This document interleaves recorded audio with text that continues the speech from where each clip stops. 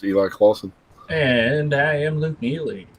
And yes, it has been a very long time since we've had to do that sort of intro. It felt a little weird. I feel dirty. Yeah. I'm Gross. naked. Uh, uh. Somebody play Don't Touch My Ascot. I'm so uncomfortable. Oh God. Oh God. So we hope you all's doing okay. Happy 4th of July weekend. What's up, Harry? How you doing, bro? Harry. Happy 4th weekend to everyone. Hope everyone's going to be safe. Have some fun ideas going on. I know we do. So we'll be partying like a bunch of drunk girls all night long. Yeah. Tee-hee. All right. So this week we're going to discuss the A&E biography, KISStory, that of course aired last Sunday and Monday. I know pretty much everyone and their mother's done their reactions and reviews, but hey, we figured let's throw our names in the hat too and do an episode on it ourselves.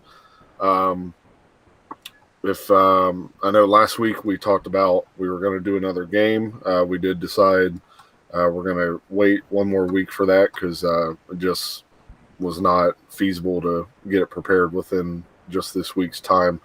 Definitely need some more time to get it ready and prepared so we can do it the way we like to do it. But that'll be coming up next week for sure. So we figured, yeah, let's just let's talk about the documentary and all the other stuff we got going on, and I'm sure that's enough to take up a show in itself. And as I said, if you saw our Facebook post, we mainly want to hear what you guys thought too. So please do not hesitate in the chat. Give us your thoughts and info, how you felt about certain things in the doc or your overall feelings. If anyone wants to pop in here on the video and chat with us live as well, please don't hesitate. Let us know. I'll shoot you the link over and you can join us live here. Actually on YouTube and Facebook now. We are live on both platforms, I believe, if it's working properly. Nice. I mean, definitely on Facebook. It looks like Harry commented from Facebook. So. Oh yeah, true. Yeah, I guess that helps. Yeah. So yeah, go figure. All these shows we've just done. We just finished the discography and then just now figured out and realized how to stream to both platforms. So. It happens. Better late than I guess it's time to start the discography over now. So yeah, it's time. Let's do it. Well, the first album is probably a 7 out of 10 for me. Let's see. Yeah. A couple of days ago when I was working on preparing questions for the game show, Savannah, I was telling Savannah this is taking too long. I'm not going to have enough questions in time. She started looking up KISS trivia online and reading them to me. Oh, how about this one? How about this one? How about this one? And I was like, no, you don't understand. This has to be trivia that two like essentially KISS experts aren't gonna immediately know the answer to. Yeah. I have to come up with 60 like kind of hard questions. Yeah. It can't just be what's Gene Simmons' birth name? Come on. I get that way with wrestling too. I'm like a hardcore wrestling trivia addict, and I'm sitting there last night watching a wrestling trivia contest on YouTube, and I'm like yelling at the screen because they don't know certain things and getting all these time frames wrong. So it got to the point where I literally got on Twitter and tweeted the guy that runs it, and I'm like, "Do you have any spots left for this thing? I want in on it." He's like, well, we're about to film the championship, but we're going to be starting something after that. I was like, good, please keep me in mind. Thanks. Yes. I mean, I don't know everything, obviously, but I do have a decent, useless information when it comes to things like that. Absolutely. Yes. I used to have down pat, you could name me any KISS song or any Def Leppard song, and I could tell you the album it came from, the year it came out, the person who produced it, and the number track it was on the album. Wow. Any of the songs of either discography. Not so much anymore. I retained a couple of things, but yeah, that information has since made way. I'd say after about maybe Dynasty is where I start getting a little tripped up on what song is what track for the most part. But I mean, I'll be honest. Even Alive and Alive 2, I get a little tripped up because I'm trying to, listening to it. It's like I know exactly what's coming next, but when you try to think in your head, like, yeah, that's a lot of tracks to remember specifically, for sure. She came across one that was pretty good, but even those were like for example, the what name did Eric Carr want to go by that Gene and Paul nixed? That sort of a thing. And I was like, see, like, I feel like that could be an okay question, but I'm pretty sure both of them know that without even needing multiple choice. Like, so we'll nick that one out of there. But she had never heard that. When I before she could even say the answers, when I said Rusty Blades, she's like, "What? How do you know that?" That's not that weird of information. I don't know. Yeah. To some people, but so definitely look out for the game next week. That's going to be a blast. We should have Javier coming back on to play with us as well. Well, that didn't sound right, but Javier may or may not join us for this too. Who knows? I told him it's up to him, but we'll definitely see him next week for the game show. Maybe he'll at least pop in on the chat side of things. So before we get into the main topic, let's of course cover the bases. I guess we do have a few comments, and then of course our polls, which are getting harder and harder, which is what we love to say. So. Yes, that they are. All right, let's talk comments because we got a couple of long ones to talk about. I'll save Anthony's for last because the whole thing deals with the biography, so that'll be a better segue. His comment is a biography. Yeah, right. Yeah, you ain't kidding. So this is, of course, talking about last week's wrap-up party and recap and everything. First off, we have from Chuck McFarland, great show. Thank you, Chuck. Good to hear from you. It's been a while. Yes, absolutely. Steve McGowan is complaining. He wants to know, where's my cicada net and golden panties?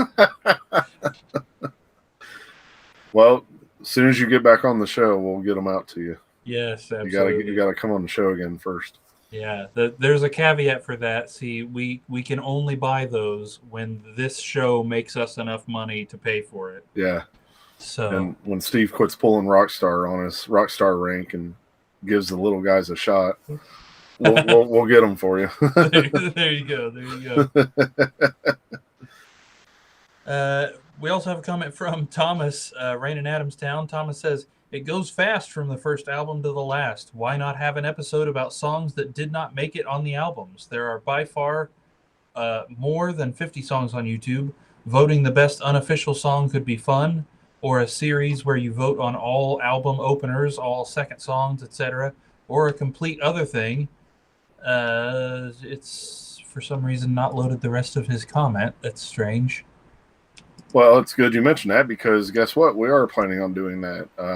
You may have missed it. We've announced it a few times, but somewhere down the road, we are planning on doing just that, taking a lot of those demos or original versions of songs and songs that didn't make the albums and creating another fantasy type of, album, if you want to call it that.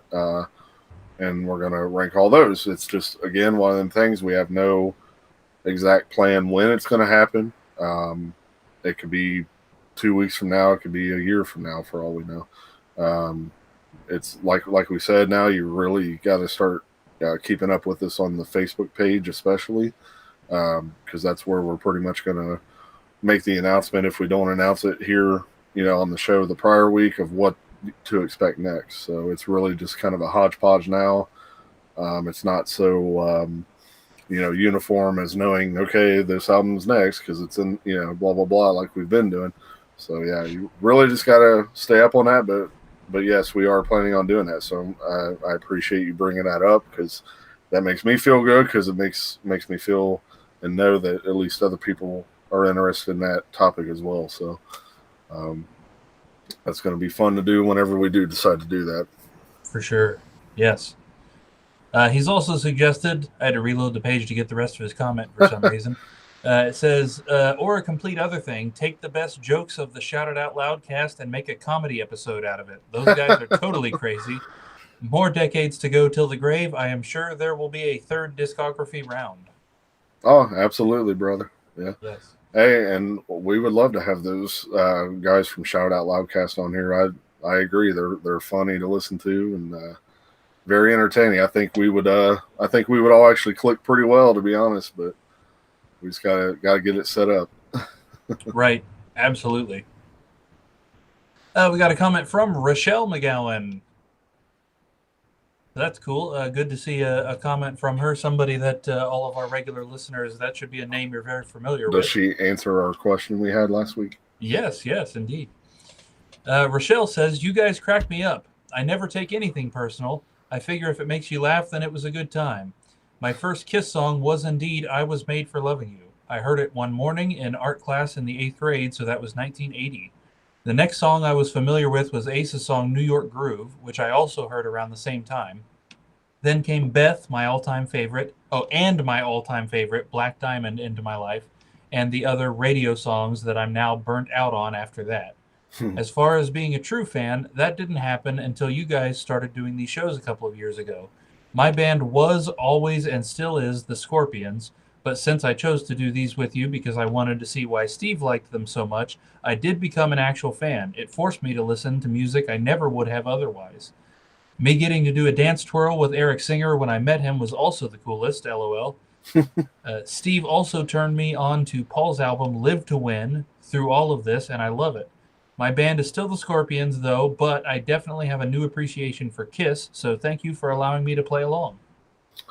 No, thank you for participating. Much love to the Scorpions too. They got tons of good songs. Yeah. Um, So I find it kind of weird that an 8th grade teacher was playing "I Was Made for Loving You" for his class. um, she didn't answer our other question though. What size of panties does Steve wear? That is a good question. All right, so I'm going to break the mold here for a second and jump over to polls. Like I said, we do have a really long comment from Anthony, but it's going to be a good diving board from which we can just jump right into talking about the biography. So Nice. okie dokie. So you guys are tired of hearing this, but I'm going to say it anyway. I like talking. That's why we have a podcast. No. All right, so if you're a brand new listener here, definitely go check us out on Facebook. If you are listening on Facebook, then it'll be even easier for you. So, yeah. Welcome to 2021. We just figured it out. Yeah, we just figured it out today.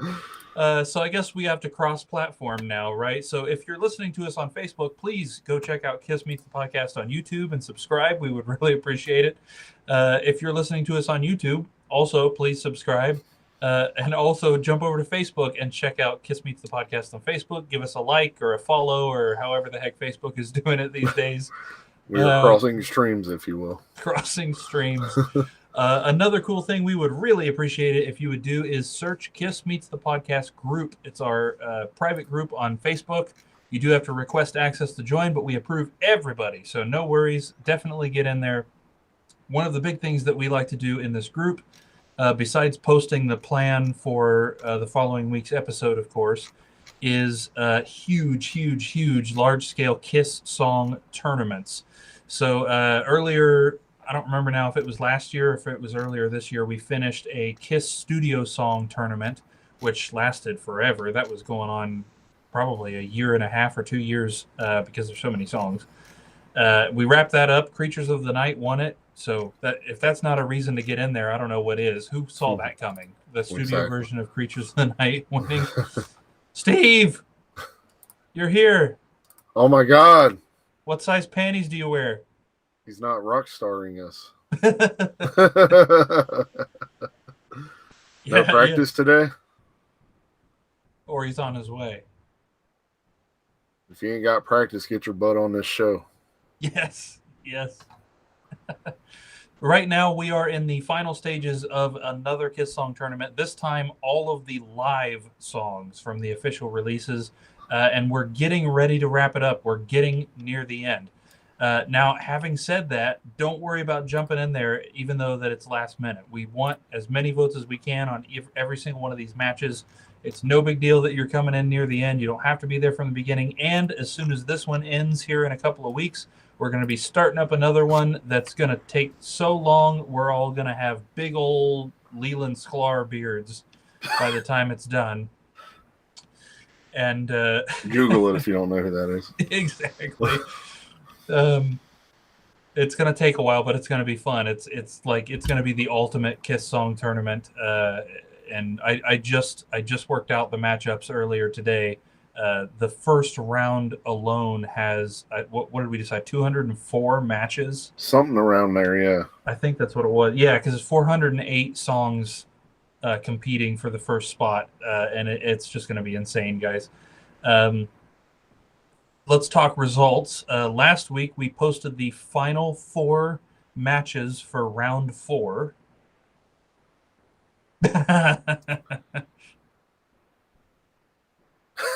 Shopping for fishnet golden panties. Can't blame you there. I can give you just the place to go. Eli's house. Yeah. So the matches that we got results for today were pretty hard. At least a couple of them were pretty hard. Yes. So Black Diamond from Alive versus 100,000 Years from Alive. Tell me it changed. Nope. Yeah, Black Diamond from Alive takes it with 59% of the vote. I've got to call the cops again. Yeah. Come on. 100,000 with the drum solo on 100,000 Years, that in itself is the reason that should have won. I'm sorry.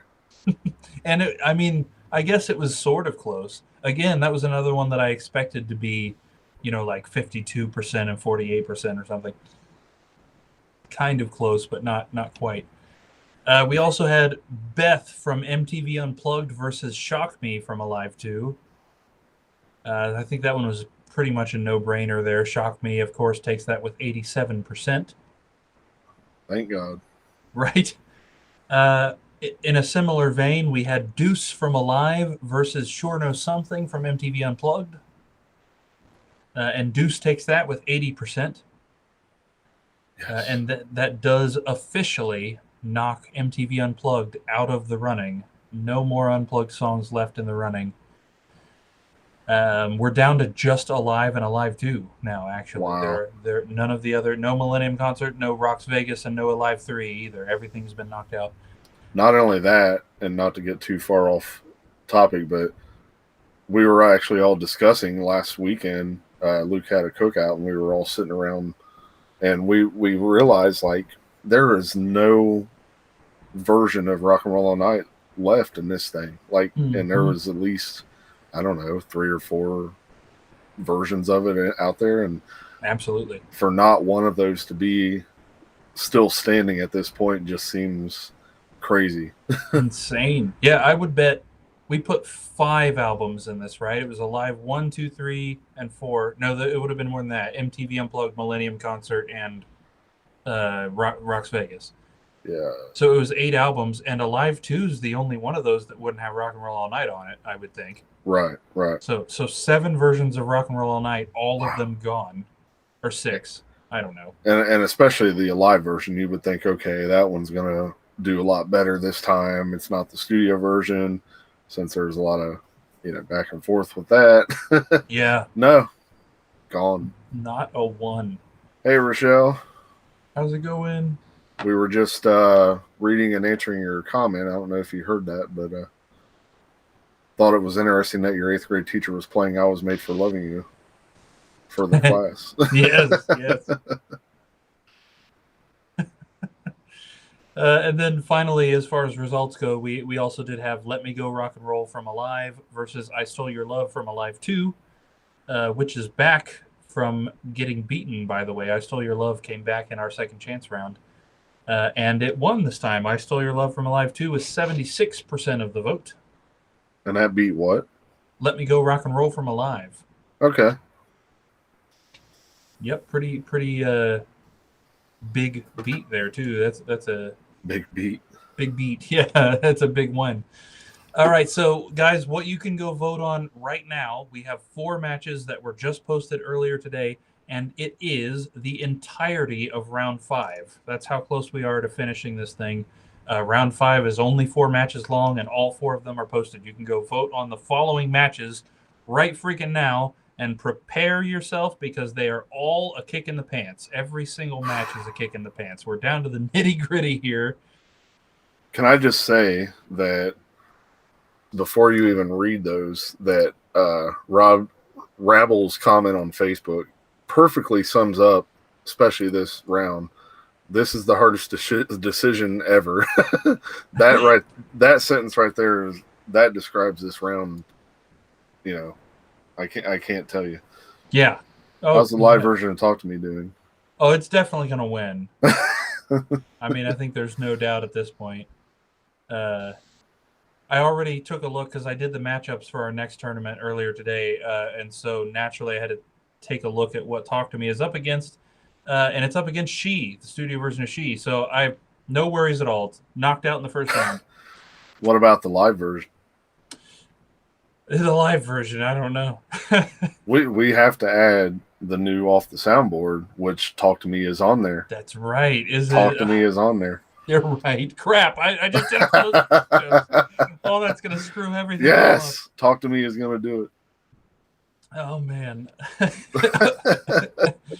Oh, all right. So the matches that you can go vote on right now are Watching You from Alive. Speaking of Rabble. There he is. Watching You from Alive versus Love Gun from Alive 2. Oh, jeez. Yeah. Well, this Facebook thing seems to get us more viewers. I like this. Yeah, it really does. Glad we figured it out finally. Yes. God of Thunder from Alive 2 versus I Want You from Alive 2. I think it's going to go God of Thunder. I would imagine, yeah. Black Diamond from Alive versus Shock Me from Alive 2. Shock Me, definitely. I would imagine. If Black Diamond beats this one too, again, the solo enough. Right. Ugh. Insanity. And then finally, Deuce from Alive versus I Stole Your Love from Alive 2.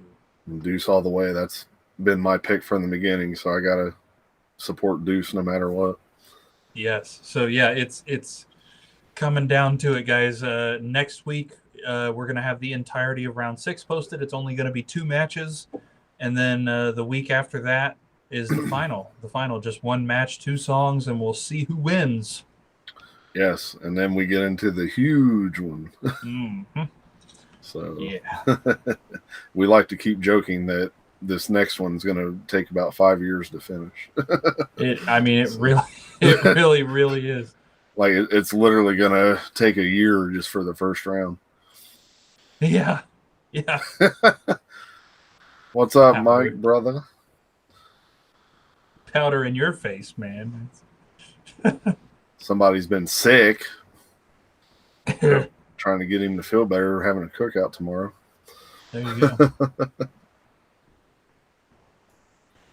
All right, so let's real quick. Let's pop back over to comments because, like I said, this will. Oh yes.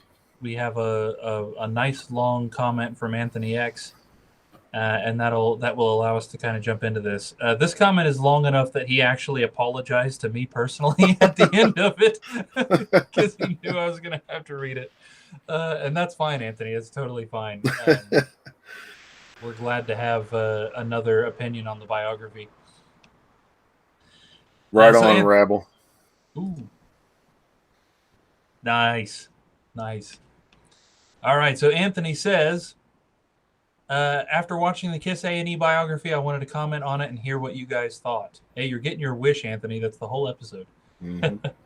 While watching it, I tried to see it through the eyes of someone who knows of the band but may not be a fan, or someone who may not know anything about them at all. I always say greatest hits and documentaries aren't for the fans, but for people who haven't been reached yet. Mm-hmm. Visually, it was great. A lot of cool footage we've already seen, but cool to see it all together. But part 1 about the 70s just felt rushed to me. and so many important 70s moments were only spoken as a passing thought. I felt like if I had never heard of Kiss, the documentary would be cool to watch, but the story wouldn't make much sense to me. A lot more needed to be elaborated. Kiss Meets the Phantom was just spoken on for a couple of seconds, it seemed. When they spoke about the solo albums, it was like they were winging it. No mention of Cadillac, Michigan. They rushed through the merchandise era. It would have been interesting if they talked more about Gene's relationship with Cher and Diana Ross and how the fans and media reacted to it, just to name a few topics. I felt like they could have cut out a lot of the fluff and elaborated more on certain topics.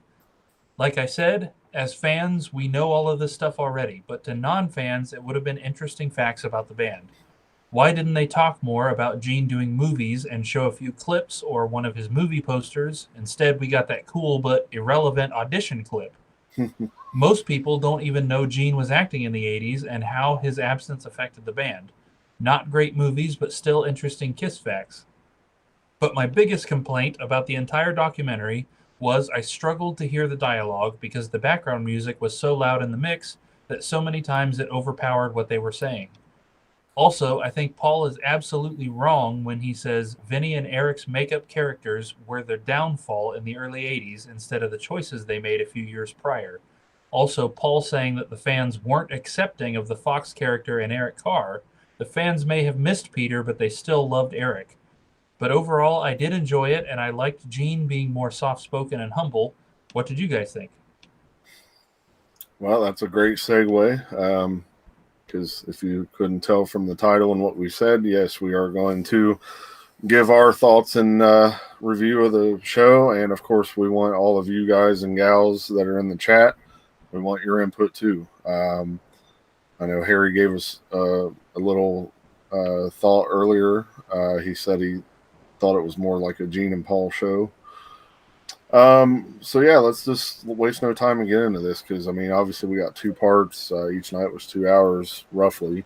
Um, I'll just start by saying, you know, I did enjoy it. I'm not gonna sit here and act like, oh, it was horrible and it was a waste of time or anything like that. I mean, yeah, there's going to be opinions and things as we go, but it's not, just want it to be known that it's not being said in a, oh, I hate it or I'm just trying to be, that guy or whatever. But first of all, like, so I went on A&E's website and you can watch both parts, which thankfully are already, they did all the work. So they edited out all the commercials. You don't have to worry about all that crap. But here's the thing.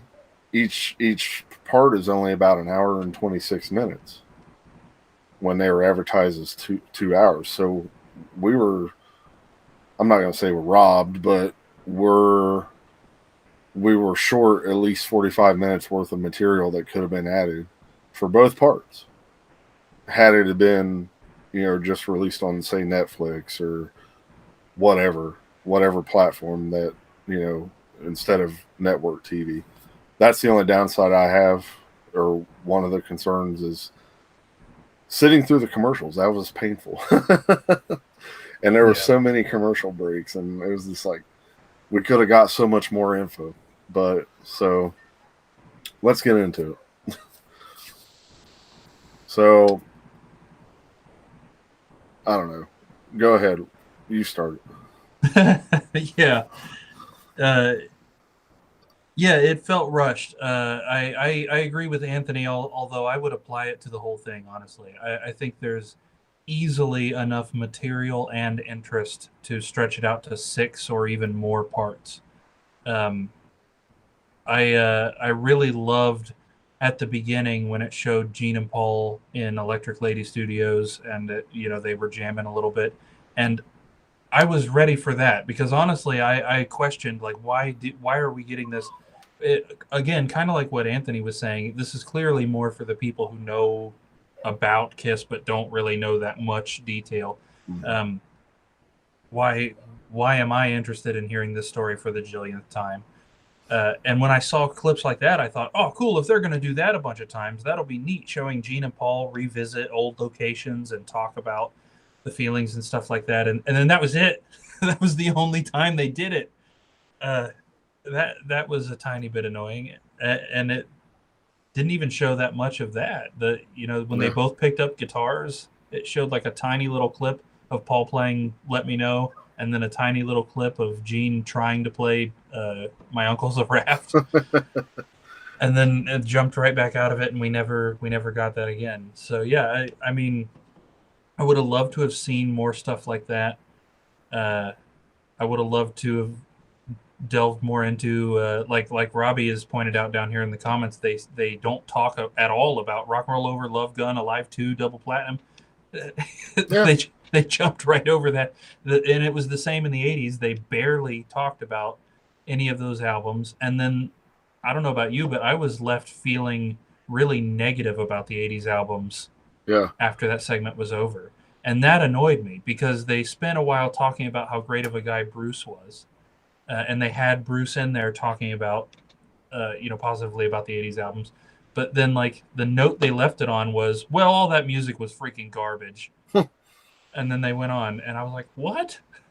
I expected way more Eric Carr stuff too. The way it was being built up on Facebook, like tonight it's part 2, Eric Carr. There's going to be a bunch of Eric stuff, and tune in, blah blah blah. And it didn't feel like it was enough to me, and I was expecting it, to be a little longer segment about Eric, talk more about it, show a little bit more, rare unseen things to do with Eric. But and a lot of people have said, and I have to kind of agree in a way, in a lot of ways, it really did kind of feel like sitting down and watching Extreme Close Up all over again. Yes, give or take things, because like you were saying, the Electric Lady Studio stuff, yeah, stuff like that was thrown in there.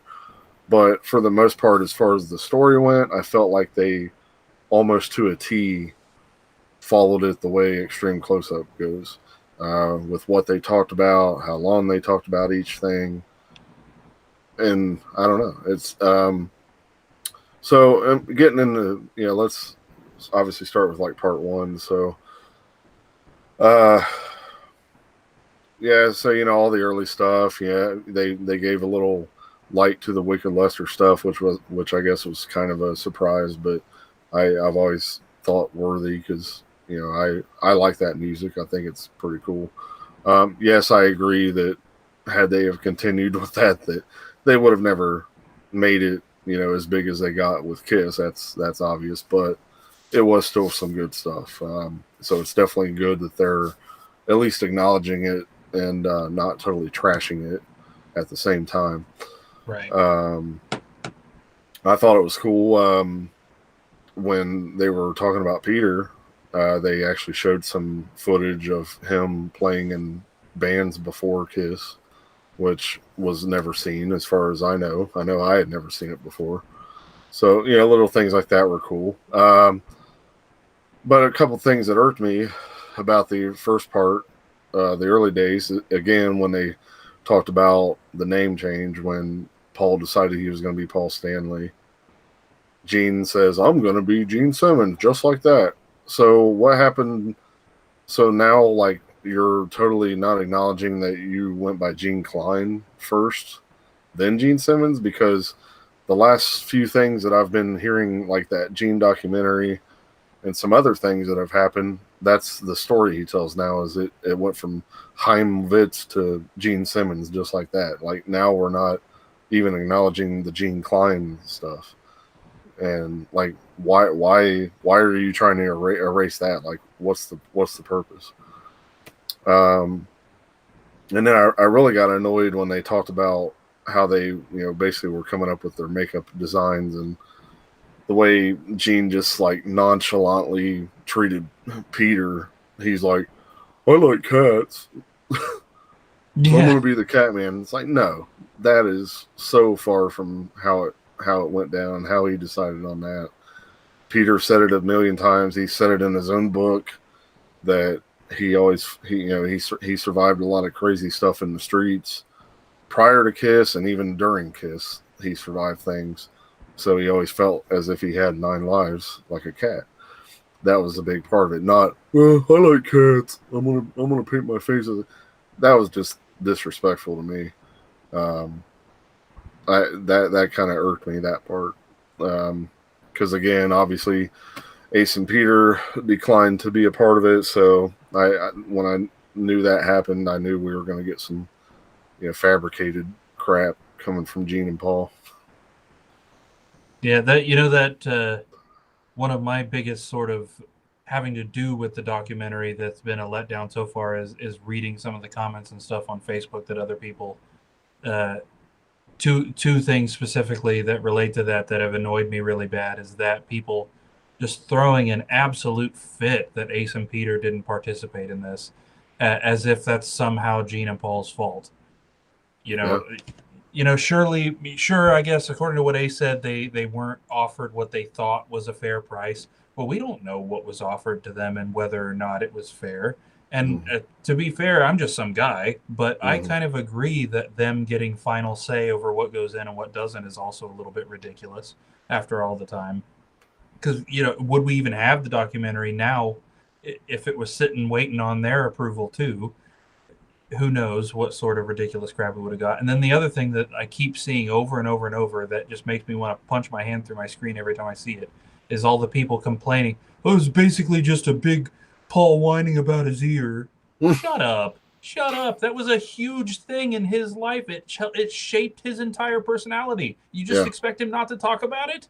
Yeah. What?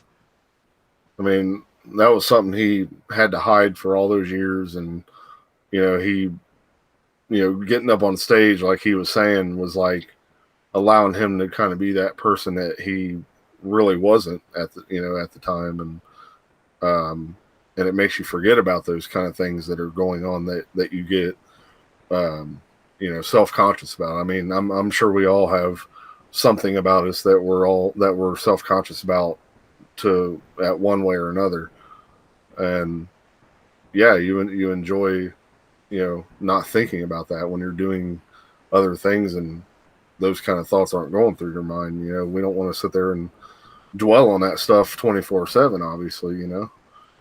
And like Paul, like it may take a long time. By the time he was finally able to get it fixed, but he got it done, and you good for him.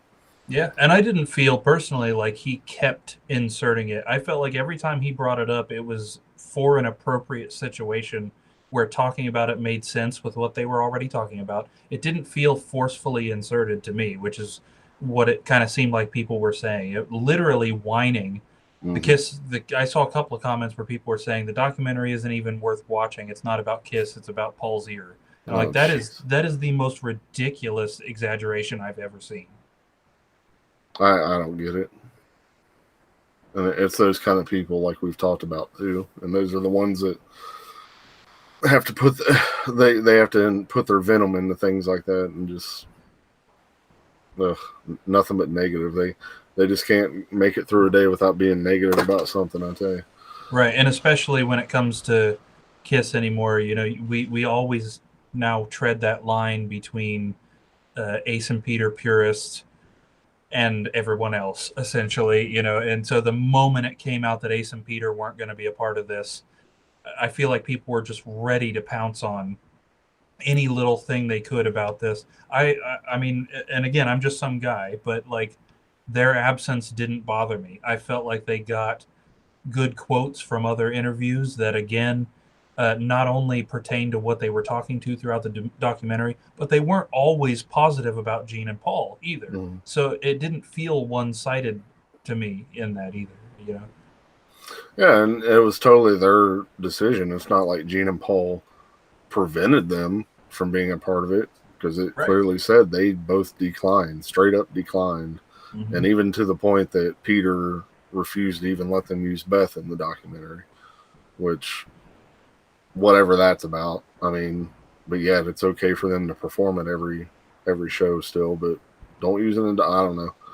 Like Harry said himself, he was personally upset at Ace not for Ace choosing not to contribute on his own, because yeah, I mean, yeah, it was cool. Like I agree. They had some good, sound bites and things from past interviews. But yeah, I would have liked to had a little more of a current because lot more happened since a lot of those interview clips that they played. So it would have been nice to maybe hear a little more of an updated version of how they were feeling and what their side of things were um, going on.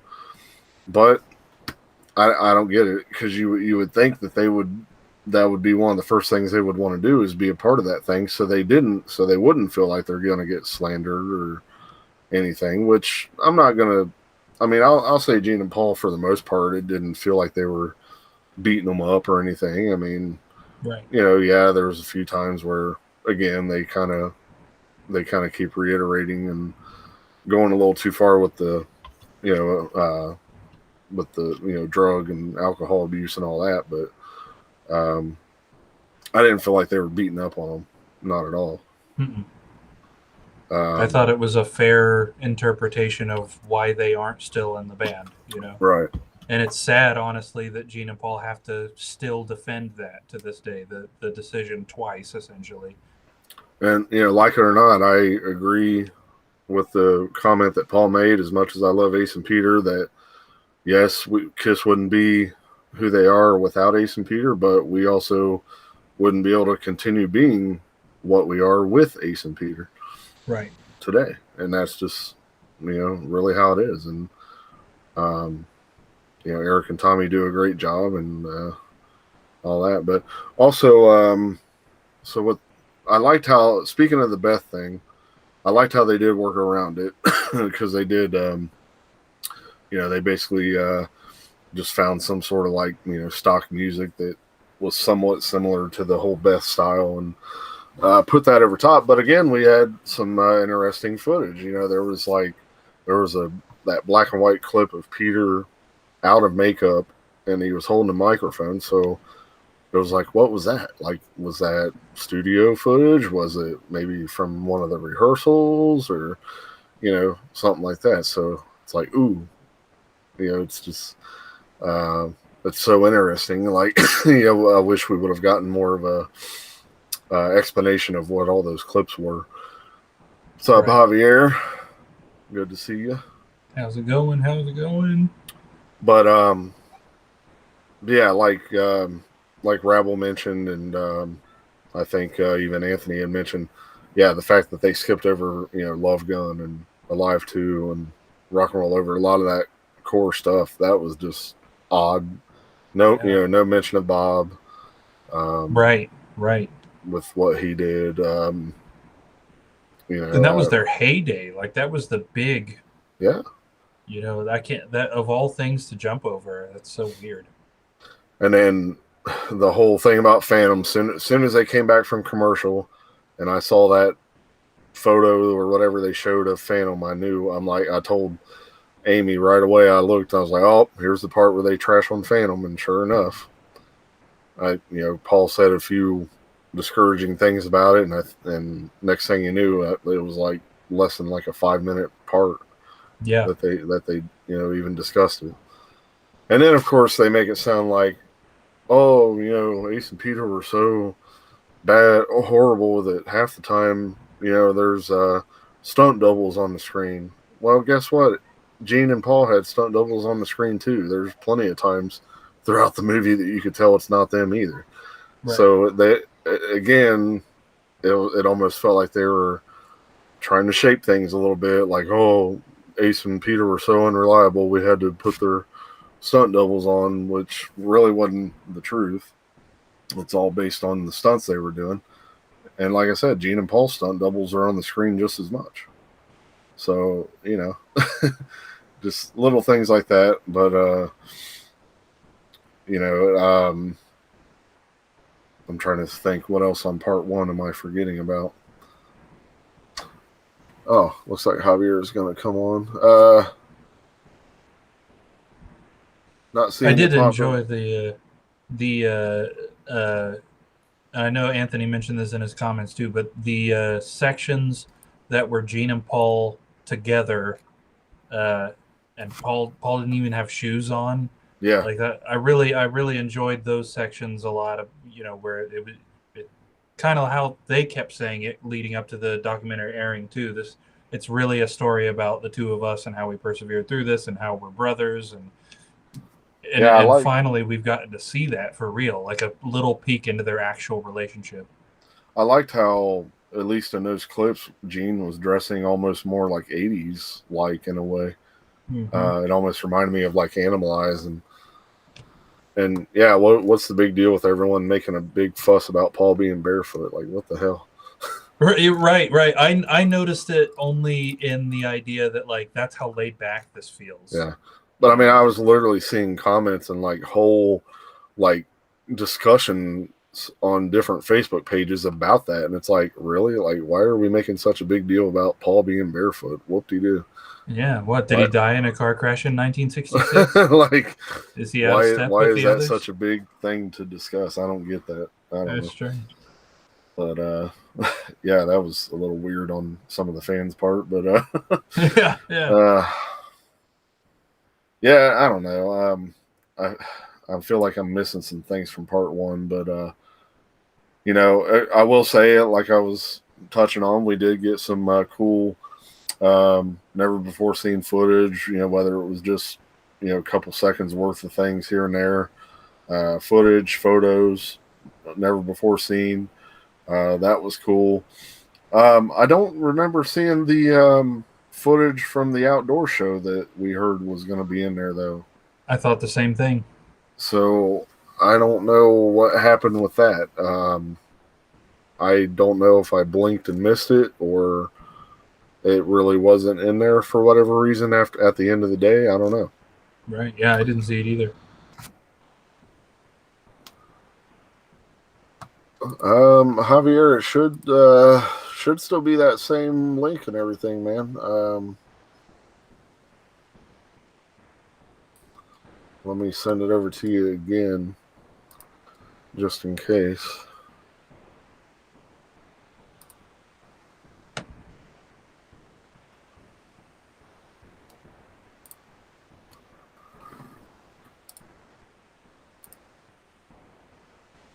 Yeah, it looks like it's the same thing.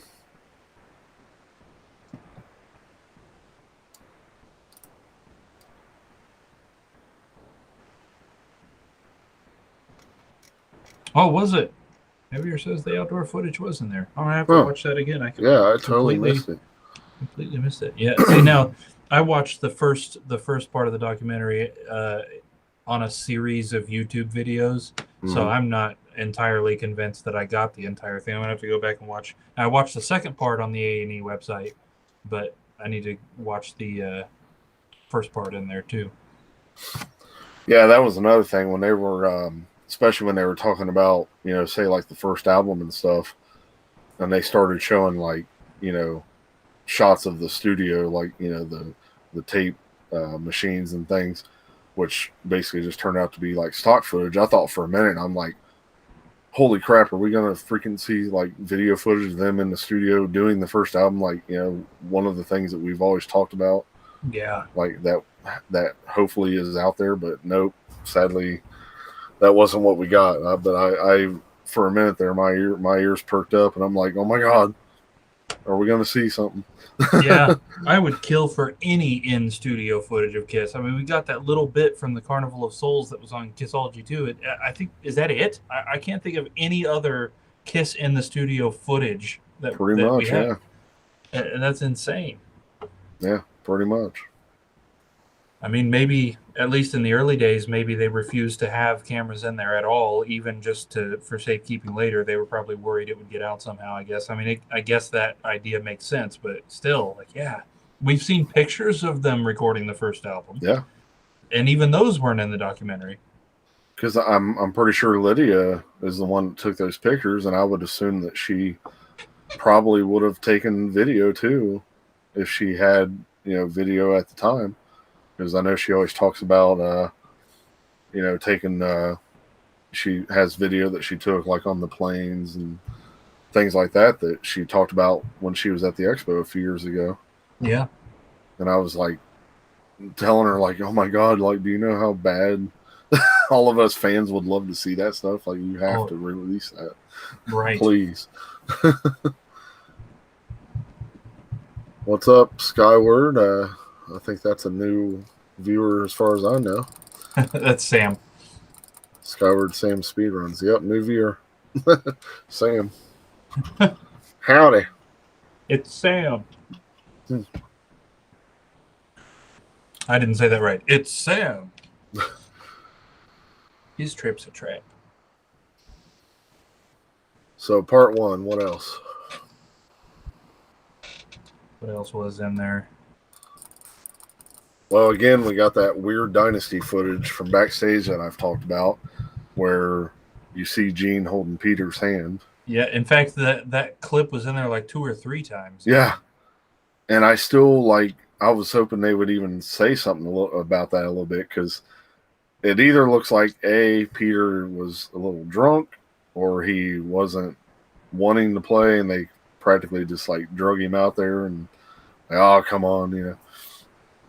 But Yeah. and again, they were telling stories about how he would purposely sabotage shows, but I'm a little skeptical about that stuff to this day, because I was talking about this with Harry, I believe, and I feel like at this point, with all the different bootleg shows that are out there, not just video but also audio, and you would think that somewhere out there is one of those shows that you would be able to either see or hear him purposely, whether he was doing the speeding up and slowing down like they said he did, or just stopping in the middle of songs or whatever. You would think something like that would be out there at this point, floating around, especially with all the Dynasty shows that we have, and things like that. So, and or even photos that someone would have took. So, Yeah, I found it interesting, that little bit there, because always before I had gotten the impression that he had done it multiple times, but at least from what he was saying in the documentary, I got the impression that it was only just the once. Yeah.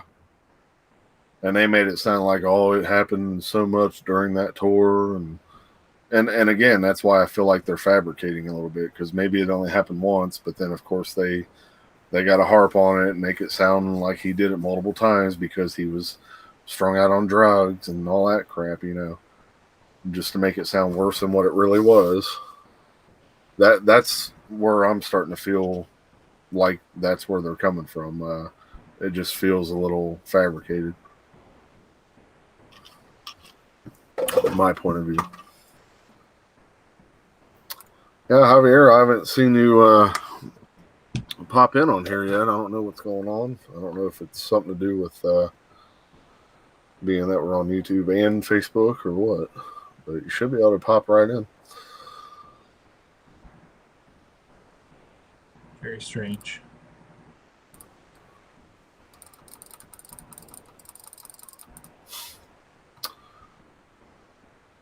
So we'll move over now to, I guess, part two. If we think of some other things as we're going, we'll jump back and forth. But part two, so of course we start off with all the dreaded dark days. Ace and Peter ruined the band and blah, blah, blah.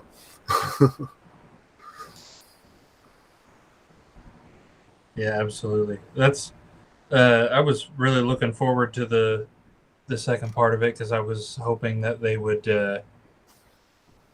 I just saw Harry's comment and it distracted me from what I was saying. Yeah. Oh, I was hoping they would kind of go in depth about some of those albums the way they had, at the beginning of part one. Yeah, and they just jump right over it essentially.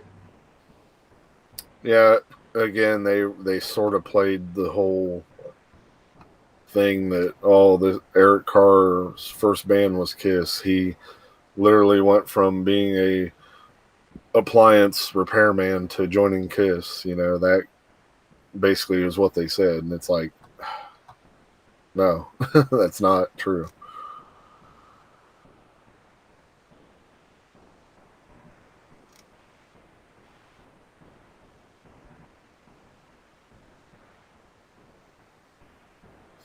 I'm trying to get in from my phone just to see if it does anything. There you are. It popped in. Huh. Yep. That's really weird. Huh.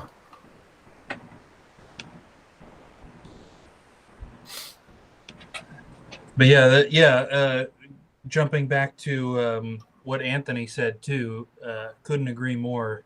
When Paul started talking about how terrible and stupid it was that they gave Eric and Vinny their own makeups, again, that's just I've never agreed with that. You know, Yeah, I was ready to punch my screen because I thought for sure, like, here it comes. He's gonna say "Giraffe Boy" and oh yeah, those quotes that he always says for that, and I was like, oh god, if he says it, I'm gonna punch my TV. yeah, Thankfully, he didn't. yeah, and like Anthony mentioned too, them kind of making it out like their poor concert attendance was because the fans weren't accepting Eric and the new character. Like, no, that's not what it was. You guys just put out a bunch of crappy albums. Yeah, Nobody cared about your music. I don't think people didn't accept him, especially when it comes to Eric. I mean, Eric had a lot of girls yelling for him all the time and all that stuff, and Yeah, he was very well liked on, especially from the other musicians, that how his drumming was. And yeah. Vinny, I don't know. I mean, maybe it was half and half with him, but I mean, people were still coming to the shows, putting on the makeup, drawing their faces on banners, Yeah. um, all that. I think it matters less, honestly, than what people make it out. I think if they had put Eric in the Catman makeup just right from the immediate beginning, I don't know that any of us would question it at all at this point. And not only that, but I don't think anybody would be angry about Eric Singer and Tommy Thayer now either, because Yeah. this is something we've been dealing with in the 1980s in this alternate reality. I don't think it would have made a difference. So just my personal opinion. Uh, am I Oh, about to there's get Javier. kicked? Oh, good, Javier. good. Yeah, I think that it would have been okay if they had kept the makeups, although Vinny would not have looked right in Ace's makeup at all. No, it Uh, would have been interesting to see how they would have looked. mm-hmm. What's up, Javier? Hey, there you go. What's up? Not much, but Using the wrong it, USB. ah, so it Typical. kind of sounded like Paul was almost backtracking and basically saying that back when Peter first left the band, we should have just kept on using the Catman persona, and same with when Ace left. It's because the way he was saying it made it, because again he was using that term of Kiss is more based on the four core characters per se. Right. So And I've it's always almost like, assumed he felt that way. yeah. So it's basically like he's saying, darn it, if we could have done it all over again, we would have just put him in the cat makeup and we would have put Vinny in the space makeup, all that. But who knows? That it might have hurt the band worse at the time. Hard to say. It may have, may not. Right. I I think it wonder. would have. I kind of wonder if they would have even told anyone if they were Right. going to use the same faces. Uh, now I think Paul still would have been, Eric Carr on the drums or whatever, but I don't know if they would have made a big public deal out of the member changed, because again, they would have, honestly, it wouldn't surprise me if they had this idea from the start, if they had known at the beginning, we're going to go through a bunch of lineup changes someday. I wonder if they wouldn't have used names at all. If they would have Yes. just immediately from first album on, it would have been Starchild, Demon, Spaceman, Cat, instead of Paul Stanley, Gene Simmons, Peter Chris Ace, really. I think you're exactly right. And then they never would have mentioned if somebody changed properly, I think you're exactly right, because that's practically what they do today. I mean, I watched the Scooby Doo thing. They're not referring to each other, Gene, Paul, Eric, Tommy. No, it's Spaceman, Demon, all that. Mm-hmm. So, yeah, I think you're absolutely right.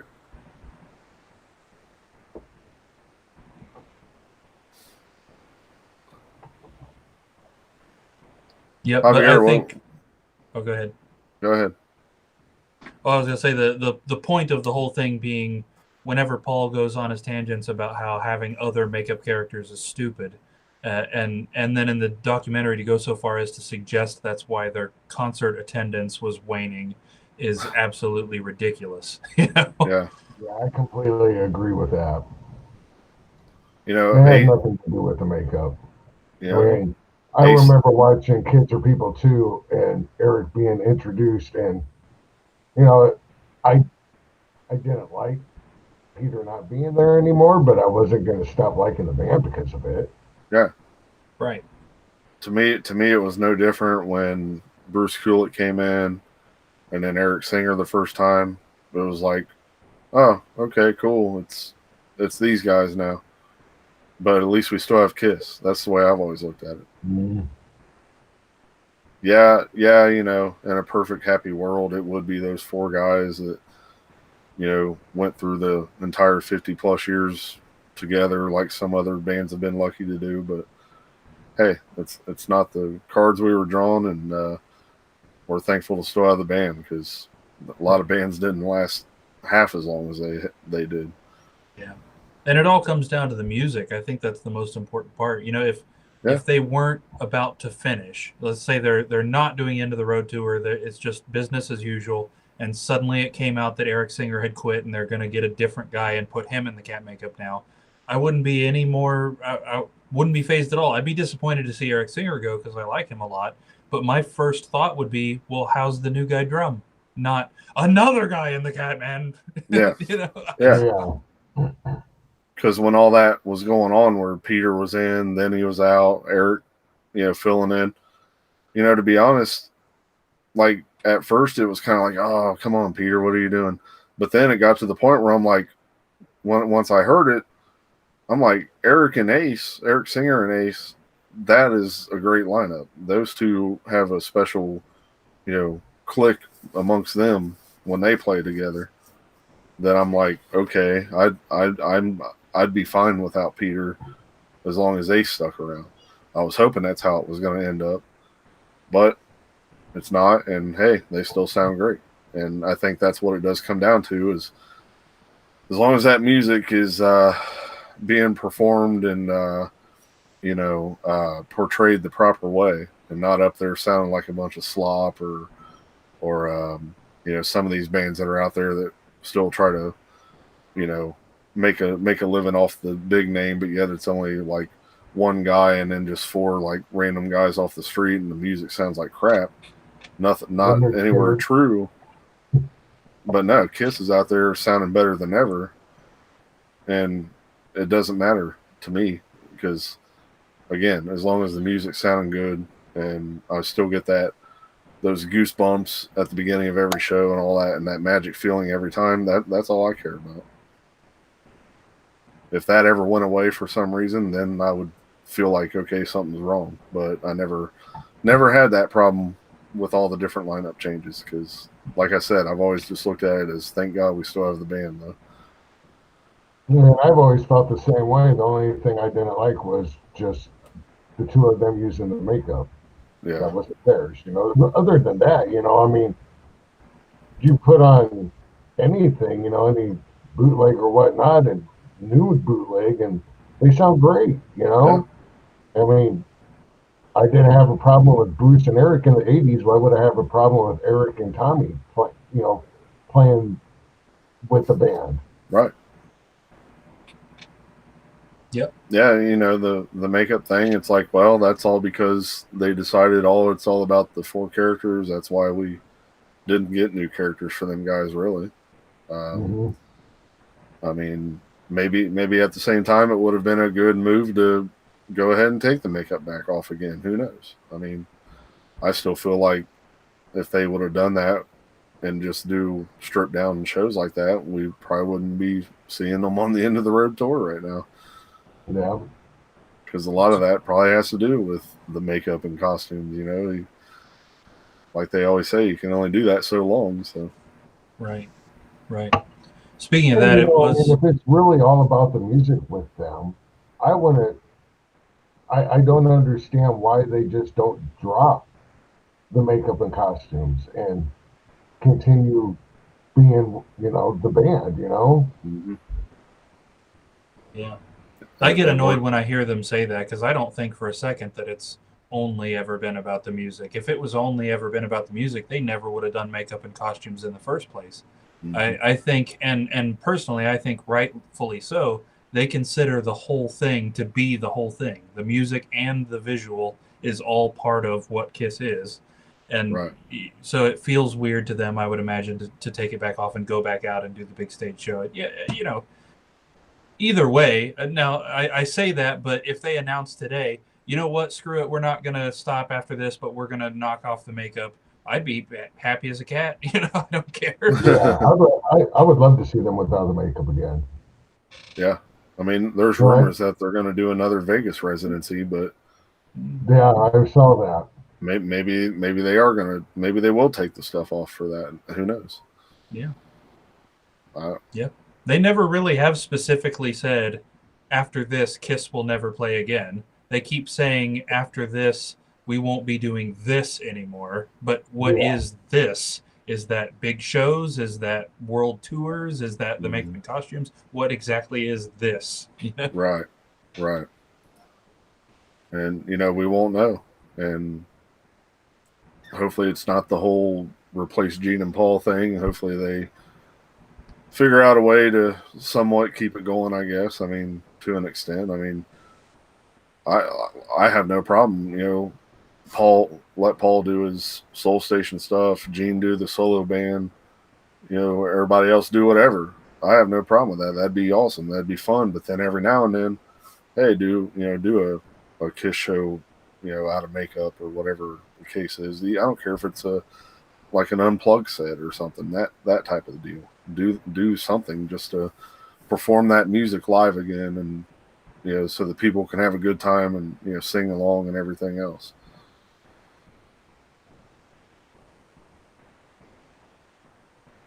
Yeah, that does remind me when we were talking earlier. Speaking of the Eric Singer Ace lineup, it was nice to hear in the part 2 of the documentary from that Ace interview where he was complimenting Eric Singer and talking about how much fun it was to play with him. Absolutely. Yeah, I don't think Ace ever really had a problem with Eric. It was Tommy that I know that he had a problem with. Yeah. Mm-hmm. And as far as Peter, I don't think Peter ever mentioned anything bad about Tommy that I could think of. No, they were alluding to the fact that Peter and Ace were getting a little standoffish towards Tommy because they felt like Tommy was more of a Gene and Paul yes man. Yeah. But that's basically stated as an opinion. Peter, as far as I know, hasn't ever spoken about it, or of course wasn't on the documentary to either prove or deny it. So who knows? But I've just never heard Peter say anything bad about Tommy as a musician. Right. Yeah. Now, of course, with Ace, obviously, there was a little bad blood there, but they patched it up, and things happen. Yeah, I thought it was kind of funny, honestly, how long they dedicated in the documentary to footage of Peter going, "Get out of here, Thayer." Yeah. Just all sorts of, "Get that camera out of here, Thayer." it's so funny. Like, those are probably five or so minutes of Peter just being annoyed. And a lot of that stuff, I took it as Peter just joking, because there was a lot of that joking attitude where he does. That's Peter's nature. That's how he jokes and says, like, you watch Second Coming, he's doing and saying stuff like that to even Gene and stuff, and it's just like his way of goofing around and busting balls, basically. Yeah, for the most part. Right. Harry, you can still go on the Kiss Cruise. There's one this year. It's leaving on my birthday, so if you want to take me with you. But actually, I have a show on my birthday, so. I do agree with what Peter said at one point, at least on the sound clip, that it was around that point of, Alive 2, Phantom, Dynasty, where, they lost that gritty street band image, like how it started, and it turned into that, almost circus atmosphere with all the merchandise and the kids and things like that, being at the shows. And I was like, yeah, that really is when the band wasn't But the same. For a band that has that had a problem with it back then, they sure do embrace it now. Yeah, they sure do. Yeah, Mm-hmm. all the And, money. and that's the same thing with when they were talking about the Wicked Lester in the early days after Wicked Lester, on how they were trying to be glammy like the Dolls. Yeah, And Gene's like, I'm 6 foot, and I look terrible. I look like a linebacker and all that. But then back in the 80s, during the Asylum, they do it all over again. Mm-hmm. So if it didn't work out then, why would they do it again? I totally agree with you. Yeah. There's a lot of say one thing, do another throughout the history. Right. Yeah, that there were a couple of clips from, I don't remember now if it was Morello or Dave Grohl there, when they were talking about the 80s stuff, and they started talking about the image, and then they started trashing the music, talking about how instead of setting trends, now they were just doing what everybody else was doing, and all the music was just garbage. That runs my blood so red every time I think about how bad they trashed that 80s music. I mean, it's one thing to hear other fans trash it, because everybody's got an opinion. That's fine. I like it. Other people don't. That's fine. But to hear the creators trash it hurts. It's like, now for some reason I'm an idiot because I like that stuff, and they don't even think it's any good, and they're the ones that wrote it. I really don't like that. And then the quotes from either Tom Morello or Dave Grohl, whichever one, where they were talking about how they were just doing the same thing everybody else did. I don't know that I agree with that. That I don't like hair metal that much. Def Leppard is one of my favorite bands, but to me, they don't sound like Dokken. They don't sound like Cinderella. They don't sound like Rat, and neither does Kiss. I don't understand it. And not only that, but when they did I Was Made for Loving You, they were just doing what everybody else was doing. Nobody mentions that. Not until it was in the 80s, for some reason, did it become a problem. Yeah, I don't get that. Like, I don't know why they're trying to suddenly, like, downplay what they did in the 80s now. It's like they're almost trying to lasso it in with Elder and Phantom, and as like, oh, these were mistakes that we made, and sorry. And I was like, no, like, there were some great things that came out of that, and especially Bruce is one of them. Yeah. Don't undercut Bruce's, what he did for the band, and because don't forget, he was the longest tenured guitar player before the reunion happened, and it probably still was until Tommy joined. Yeah, because the way Ace was kind of in and out, I think he still didn't beat Bruce's tenure. Yep. I'm just glad that they never tried to dabble in any thrash. Yeah. Yeah. Yeah, That would would have been ate alive. Yeah. Yeah. Thank God they didn't change their sound that bad. Right. I think too it downplays Eric Carr's legacy with them as well too. For them to say stuff like that, oh, Eric Carr is such a better drummer than Peter. Oh, he was such a great guy, and people didn't give him enough respect, and they didn't accept him. And and by the way, all the albums he played on were freaking horrible. Okay, and now on to Revenge. Really?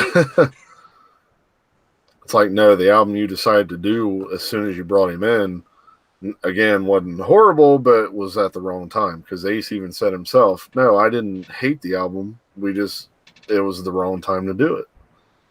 And he said himself, well, this again is another quote that I question, because, had we have done Creatures first, I may not have left the band.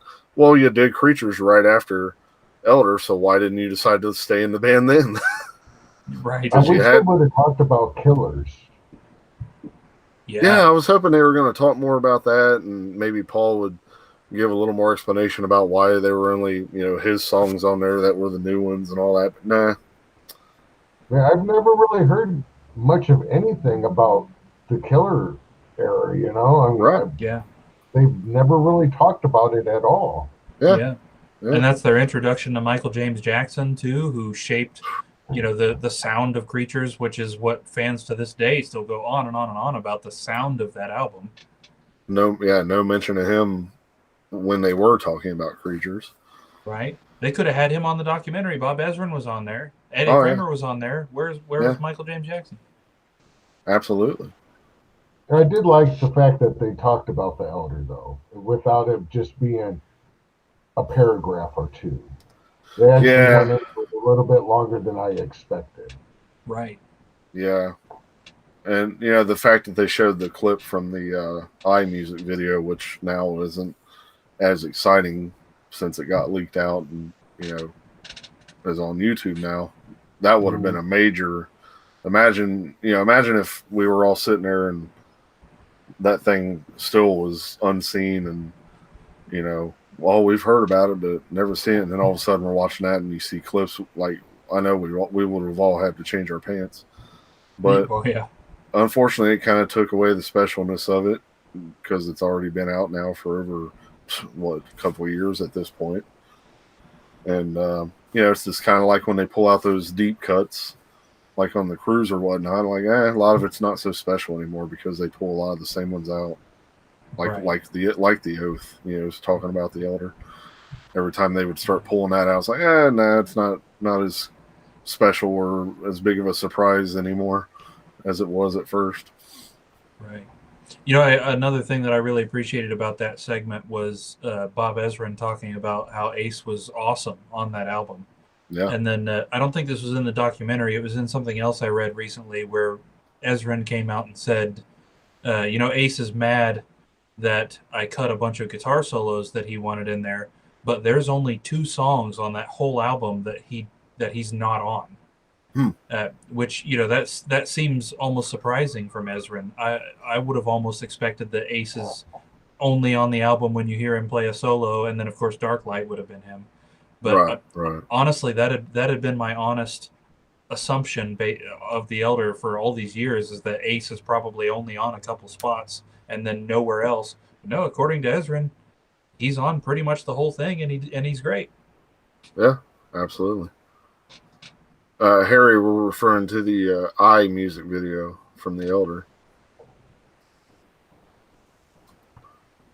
And another thing about Phantom, they could have got like Anthony Zerbe to talk on the documentary, tell little small stories about something that we haven't seen before.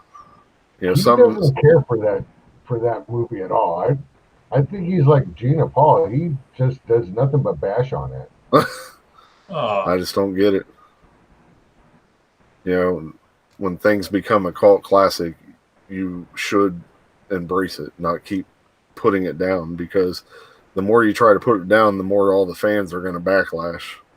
Yeah, in fact, I think the author of that Phantom book that came out last year, I think he tried to interview him and he declined. Oh my God! Wow.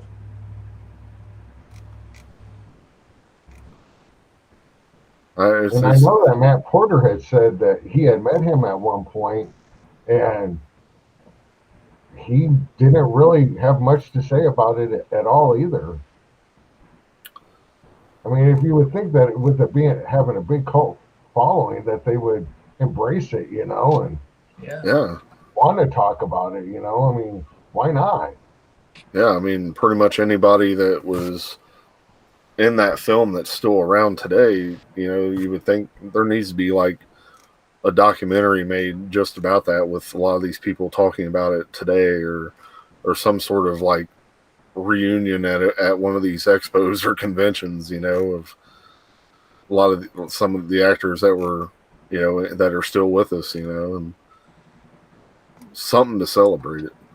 Yeah. It makes you wonder, and I've often wondered this before, if the experience of making it is just such a horrible memory because it was so just ridiculous on all fronts, that maybe that's why, even though people are now coming out of the woodwork, a lot of people, and saying, that it fits in with everything, it's not so bad, we like it, that they still are like, no, It was horrible. You weren't there. You weren't there.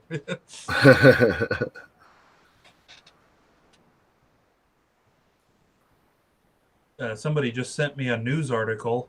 Apparently, Paul Stanley just posted an apology on Twitter for calling Bob Ezrin a functioning addict in that documentary. Yeah, I was going to bring that up here and see if you guys had heard about that. So that right there, Paul's eating his own crow for something he said in the documentary because he was being too judgmental. Gee, that never happens. And guess what? Well, I guess they cut out. I guess there's another version of it. Oh yeah. I was watching a Kiss FAQ podcast, the latest one earlier today at work, and Andrew went and saw the premiere of the first episode at that Tribeca. Uh-huh. I guess there's scenes in there that were omitted from the A&E special. Wow. And I guess that one of them, Paul's talking about how Eric or how Peter was acting like a baby by not letting them have Beth in the A&E. What? He's talking about that, but I guess in the A&E they cut that out. Yeah, I could see why, because they could liably end up getting a lawsuit on them or something. The way things are going, who knows? And that's the thing about Paul, that everybody admitted their faults. Yeah. Paul didn't say anything about anything other than his ear. Just made himself. I'm sure that there's a side of Paul that we all know that exists, but nobody ever wants to talk about it. And at some point, it's going to come out, whether it's after he's gone or after somebody's had enough of what of him always being holier than thou. Well, I like Paul, don't get me wrong, love the Star Child, but sometimes Paul as a person kind of just really. I know what you mean. And, they casually always glaze over the Hotter Than Hell photo shoot. They never bring that up about how wasted and trash Paul got for that. Mm-hmm. That's never talked about because, we don't want to ruin that image, because these people that are watching this don't know things like that happen. So we're not going to tell them. Yeah, I mean, don't get me wrong, I like the fact that Paul speaks his mind for the most part, but as you see, sometimes he puts his foot in his mouth because sometimes he says things that maybe come off a bit like like you're putting the knife in the back at the same time. And that's what that Bob Ezrin comment was. And I'm sure Bob Ezrin probably, I don't know, but I'm just guessing Bob Ezrin probably personally contacted Paul and was probably legitimately hurt that he made that comment because he thought, I thought we were good friends. They recently met up and had lunch together about a month or two ago. So, I'm sure it caught Bob by surprise to hear that coming out of your friend's mouth. And again, harping on something that happened like almost 50 years ago, Yeah, right. Functioning addict.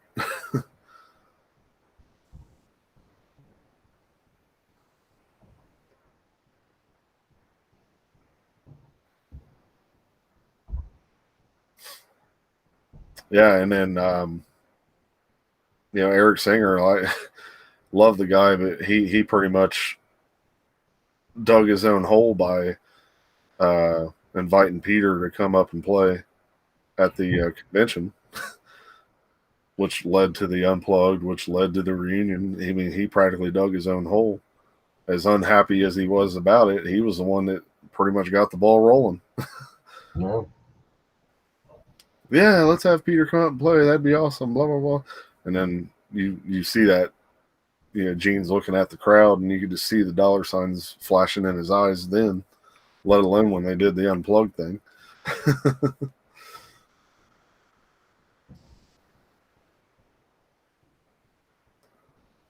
But yeah, I mean, like I said, overall, it was cool. I'm glad they did it. I'd have much rather it had been, on a platform like Netflix or something, so we wouldn't have had the commercials.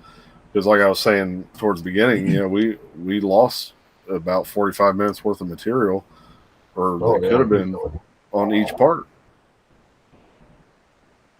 So I am like praying and hoping that they decide to release this thing officially on Blu-ray or whatever, and maybe we Well, get. it's out, but it's not official.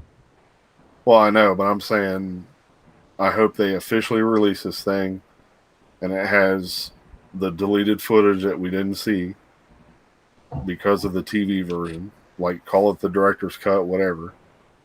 Um, I hope it's at least that, and if anything, if they give us a little more, and if they throw in some of that unseen footage stuff, hey, that would be great too. But I would at least like to get a director's cut or whatever that has that extra, basically an extra hour and a half's worth of stuff that we didn't get because of the commercials, that I'm sure they have, because I'm sure they filmed more than enough stuff that they probably edited so much out. Well, they didn't. They didn't have any of Carrie's in it. They interviewed her, and they didn't have anything. Yeah, there you go. Hmm. And That's I was saying earlier on, a lot of Facebook, on the Facebook side of things, like I think it was even like Eric Carr's sister was building it up, like night 2, KISStory Part 2, Eric Carr tonight. There's gonna be tons of Eric in there, and I'm sorry, but it didn't feel like it was much more talked about than what they talked about in Extreme Close Up with him. Nope. I mean, and then, well, hell, for that matter, remember that documentary they did on VH1? That, what was it, Behind the Makeup or Beyond the Makeup? Oh, yeah. That was 20 probably the minutes same. since I've seen that. Yeah, I mean, now that I think about it, that was kind of similar along the lines of this thing too. I might have to rewatch that. Yeah, it's been a while. That's one I always forget about. Starting to see, like, it's not really that big a deal that Ace and Peter weren't in this one, right? Because it's kind of ridiculous to call this the definitive Kiss biography. This is like, what, the third or fourth one? I mean, Yeah. who cares? See, what they really missed the boat on, and again, why they didn't do this, because we all know who their biggest influence was.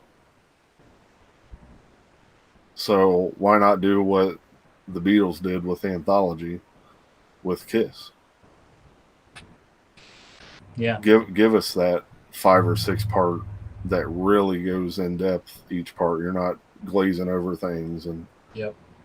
I mean, that is really how it should be. Yeah. If they release this thing as like a full, if there's so much more footage that they cut out that there's enough laying around to make it that long, that would be insane. Yeah.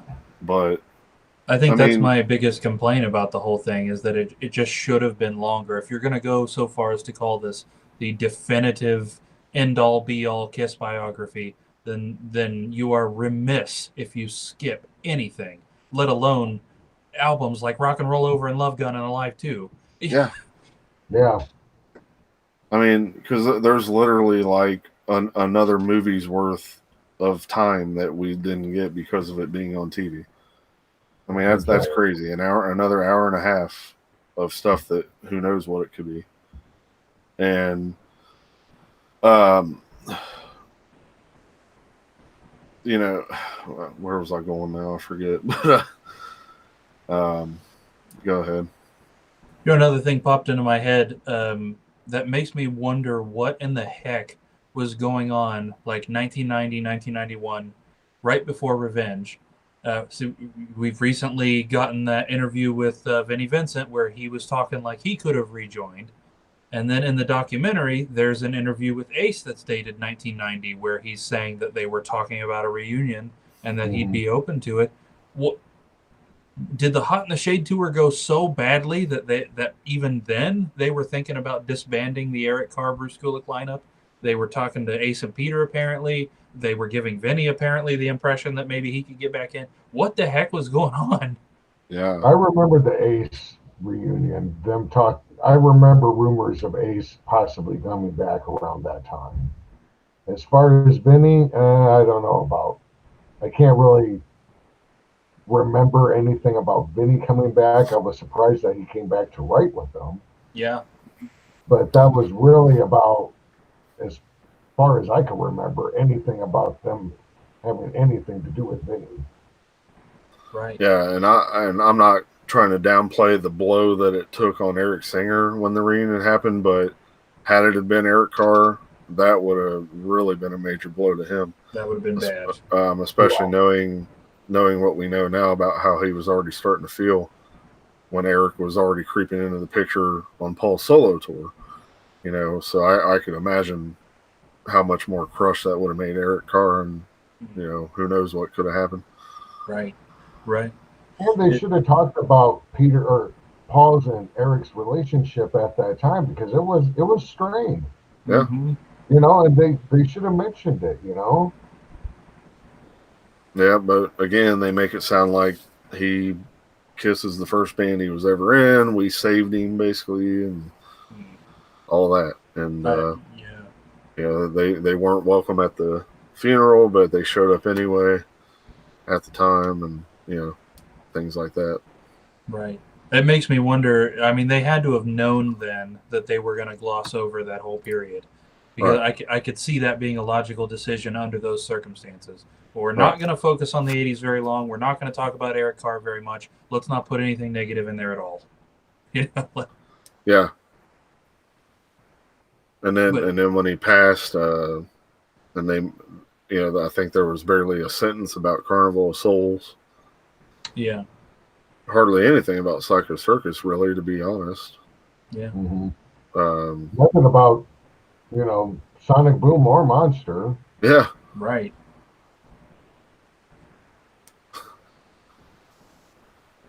Yeah. I would have thought that the resurgence of all the merch and all of that would have came up and be like, oh, ever since 2000, this is what we've done, and we're doing really well and all that, but nothing really at all.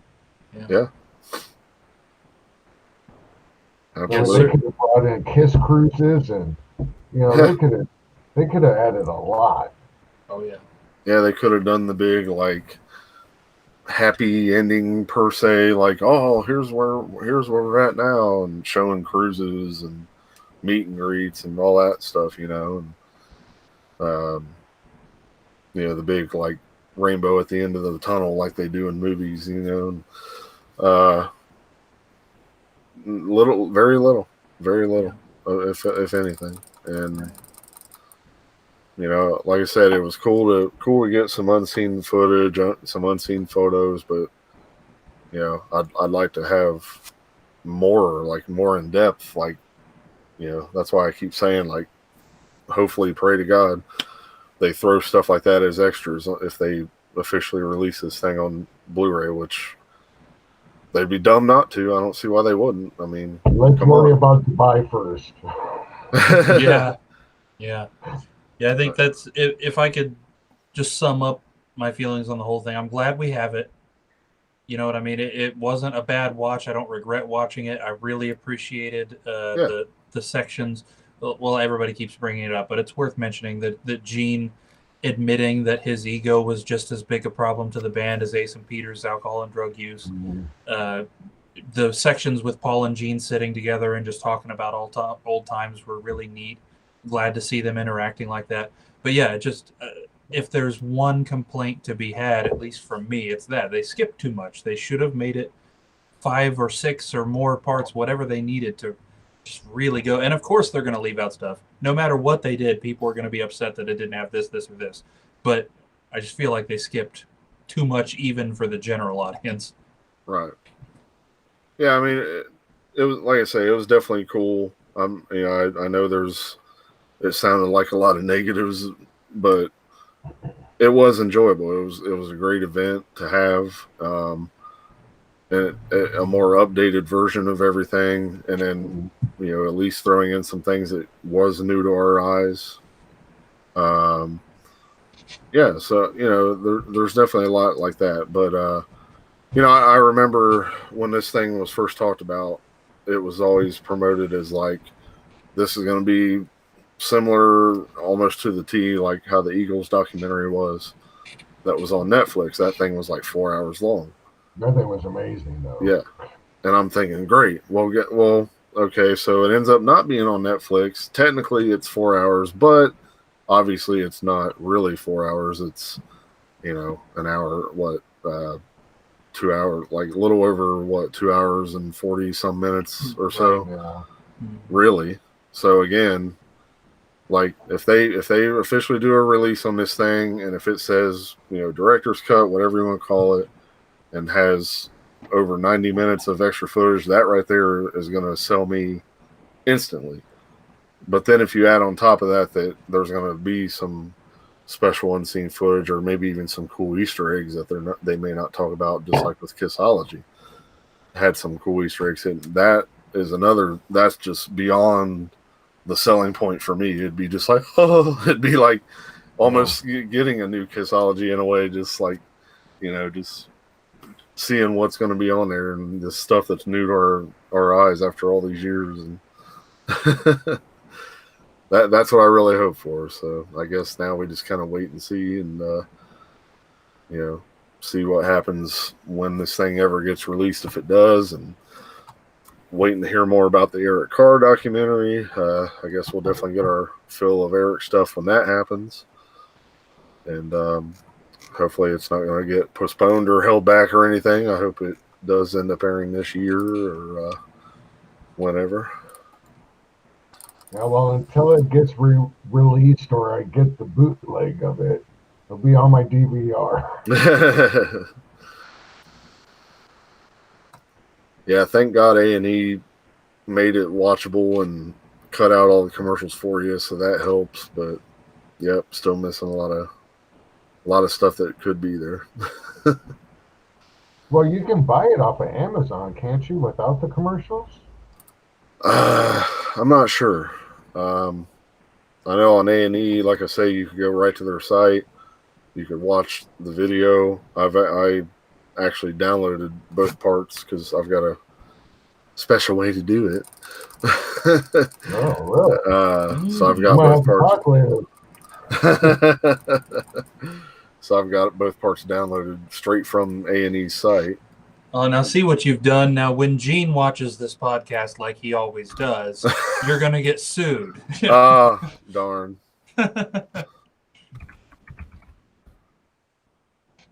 Woe is me. I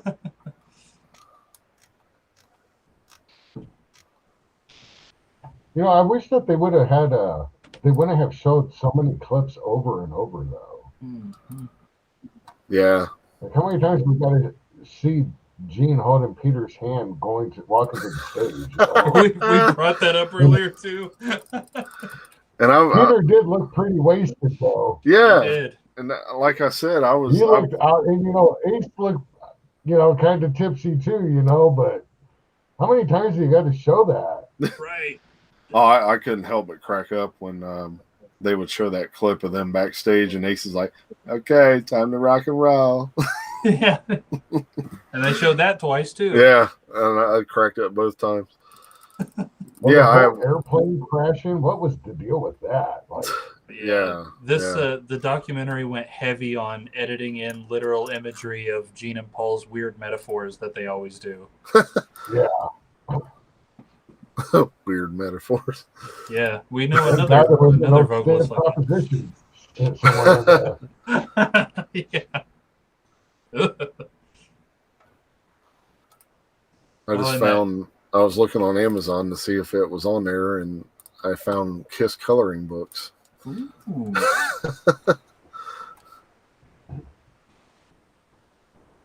Color by numbers.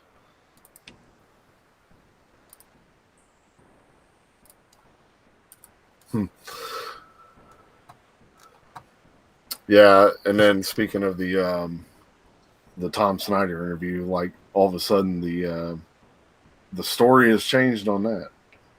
Yeah, and The how hanging. Peter was laughing, and they took it personally that he was laughing at them. Mm. Like, I don't see that at all. I just think that he was just. I think he was laughing at Ace, like, "Oh my God, look at this guy! He's fucking going nuts." Yeah, Yeah. absolutely, absolutely. And now they're again trying to put that spin to villainize Peter and Ace even more. Yep. No, they were sabotaging it, and Peter, Peter laughed at us. And Peter the laughed whole at thing our was, misery.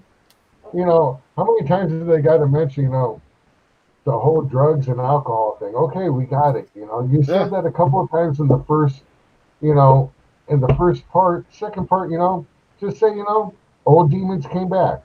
You don't yeah. have to go back into it. And then Gene's like excuse of going overboard is women. Yeah. I got out of hand too. It's like, come on.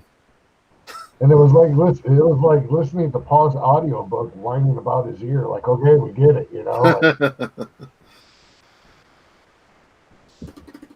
Like that. Now, if there's a secret I want to know what's going on with that niece of his. I want to know if that's true. Oh.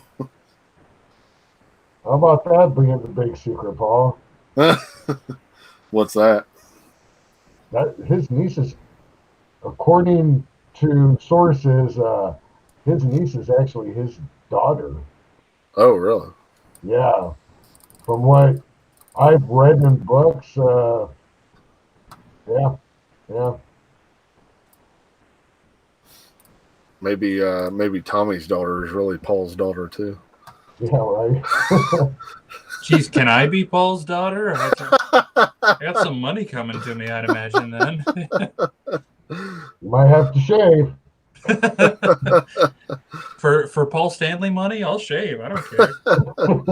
I'll stuff a bra. I'm good. Let's do this. You mean a different bro? Right. But overall, it was good. I mean, I didn't dislike it by any means. I mean, it wasn't what I would want, but what Kiss fan actually ever gets what they want when it comes to Kiss. True. You know, I give it a I gave it a 3. Just because of they it was nice to see them spend as much time on Wicked Lester as they did, Yeah, that was a bit but surprising. that ate up a lot of time that took away from Kiss itself as the band was together. Yeah, that's But it was another nice thing. for stuff like that and see things. It was really cool. Yeah, that's another thing we had talked about in the past too. Is like now that they gave that much light to Wicked Lester, please, please give us finally an official release of that stuff. That's Yeah. all we ask.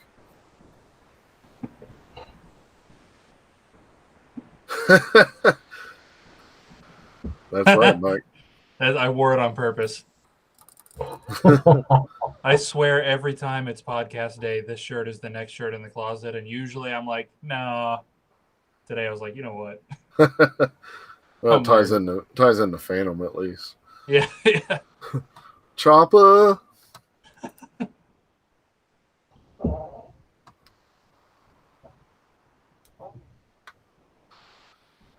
Yeah, I definitely plan on rewatching this thing. I mean, it's not going to be as soon as what it might have been in the past with other things, where there's that much excitement left over that you're just like, I got to watch this again right away. But yeah, I definitely do plan to watch it again. I mean, I want to go back and see if there were some things I missed, because apparently I totally missed that outdoor footage. And just other things like that, and plus it'll be nice to watch it without the commercials too, and so it kind of flows together a little bit better, hopefully, and all that stuff. So I definitely do plan on revisiting it pretty soon at some point. Yeah, so do I. It's just, I just have so much stuff to watch that I just never get around to it. I mean, I still got a stack of DVDs that I haven't gone through yet. Yeah, There's like I think I received like 35 of them, and I've gone through like maybe half. Yeah, I And feel you, the man. other half just been kind of sitting there. In fact, my girlfriend, she when she was watching the A&E special, she sent me a text and she's like, "Do you have Unplugged?"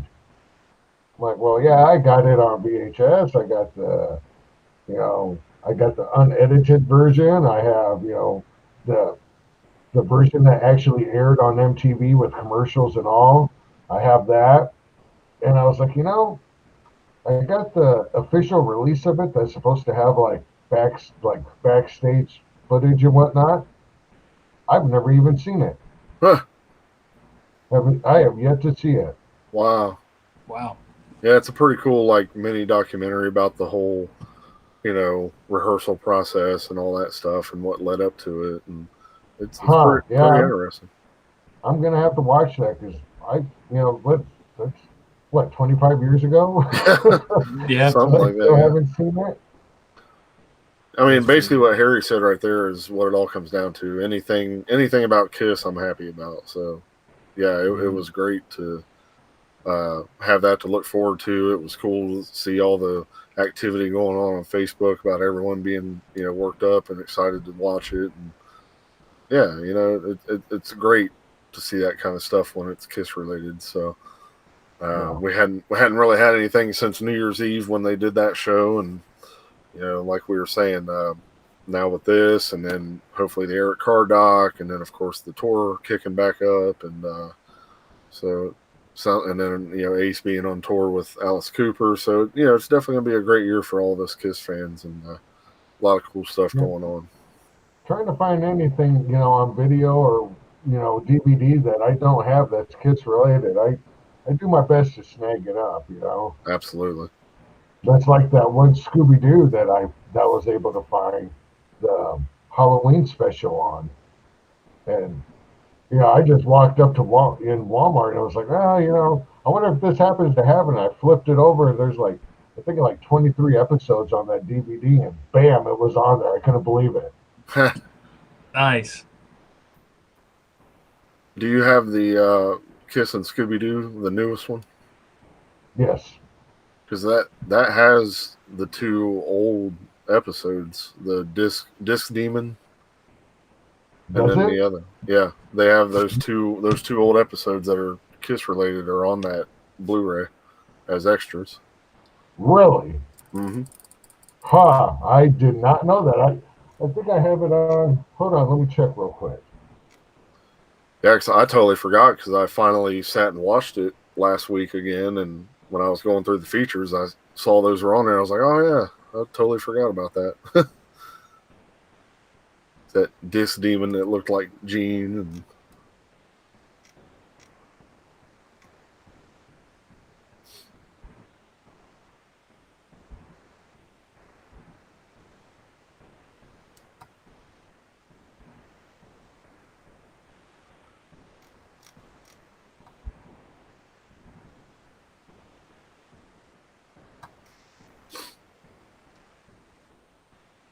everyone quiet.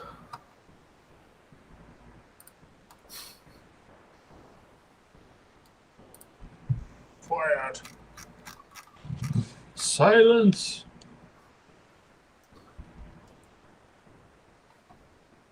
Kiss on the Simpsons. Today happens to be the 9th anniversary of Hell or Hallelujah being released. Oh, nice. I remember Kiss on Family Guy a couple of times. Yeah, Kiss on Family Guy. I'm sure they were on The Simpsons, weren't they? Surely. What in the? Hello. That's one of the names from a couple episodes ago. Is it? Yeah. Uh-oh. Oh, we lost Javier. Must have gone wrong. One of my favorite things too was when Kiss was on Mad TV Oh before, yeah. right before that Psycho Circus Yeah. concert aired. That was great. It was, and it was funny too. Yeah, I used to watch that so much.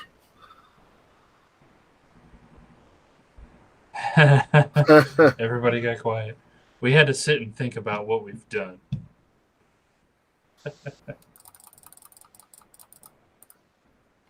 Well, I'm actually getting a text asking if I can come home. Oh. I'm not sure if something's going on, but Yeah. Well, I figured well, here comes Javier. We're probably going to wrap this up here in a minute anyway. Yep. Well, let's see. Not seeing his video yet.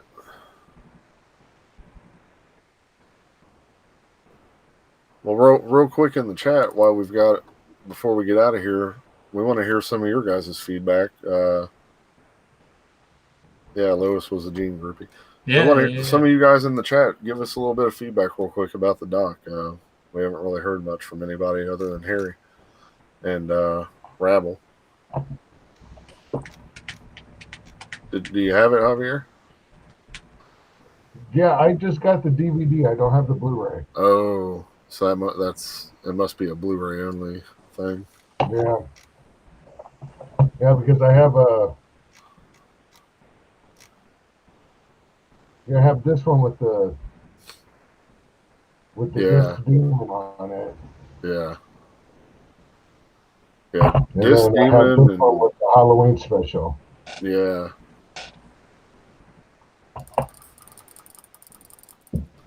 Yeah, if you get the Blu-ray edition, it's got those 2 episodes on there on the features. Wow. I might just have to do that. Yeah. yeah. Nice to have them all in one spot. Well, I think we're going to wrap this thing up. We've been talking about it now for a couple hours, and I think something popped up, so we got to kind of get off here. Indeed. Honestly, though, if you take all the commercials out of the podcast, we've only been talking about it for an hour and 20 minutes.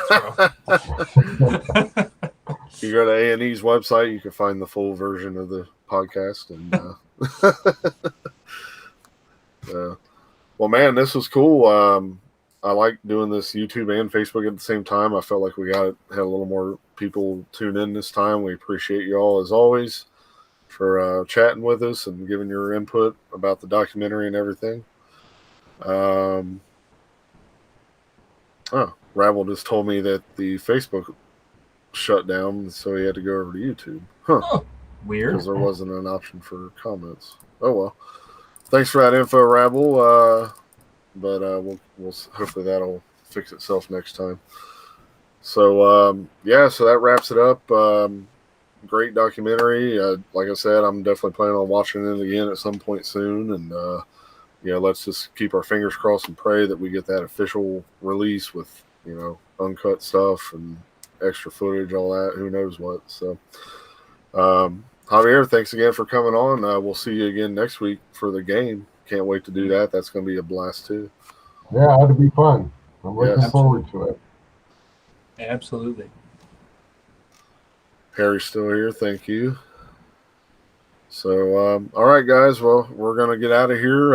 So join us next week. We're going to have another great KISS trivia game for you. That's going to be fun as well. And again, everyone have a great 4th weekend. Everyone stay safe, have fun, all that good stuff, and eat a lot of food. I know I am going to. So, all right, everybody. See you next week. Take care. Later. Take care.